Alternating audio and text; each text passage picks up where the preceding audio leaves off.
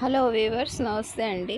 ఇప్పుడు మనం సింపుల్గా న్యాచురల్గా సోజీతో ఉప్మా తయారు చేద్దామండి. అదేనండి, బొంబాయి రవ్వతో కర్రీ లీవ్స్, పోపు మసాలా సీడ్స్, ఉప్పు, వాటర్ అండి. వాటరు ఒక గ్లాసు, సోజీ ఒక గ్లాస్ అండి, బొంబాయి రవ్వ ఒక గ్లాసు. చూస్తున్నారు కదా.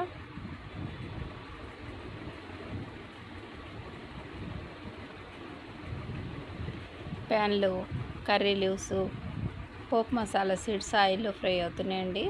ఒక గ్లాస్ వాటర్ అండి, మరో గ్లాస్ కూడా యాడ్ చేస్తానండి.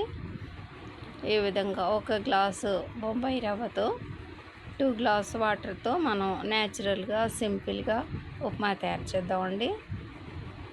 కొద్దిపాటి ఉప్పు అండి, హాఫ్ స్పూన్ ఉప్పు అండి. ఇక మన వాటర్ మరుగుతుందండి. ఆ మరుగుతున్న వాటర్లో మన గ్లాసు బొంబాయి రవ్వ, అదేనండి సోజీని యాడ్ చేసేద్దామండి. ఇలా నెమ్మదిగా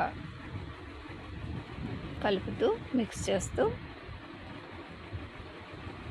ఈ రవ్వని యాడ్ చేసేద్దామండి.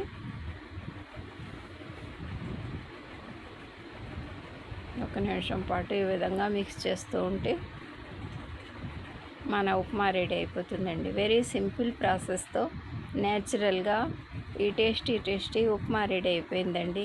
మా ఈ చిన్ని వీడియో నచ్చితే లైక్ చేయండి, షేర్ చేయండి, మా ఛానల్ని సబ్స్క్రైబ్ చేయండి ప్లీజ్. బై అండి.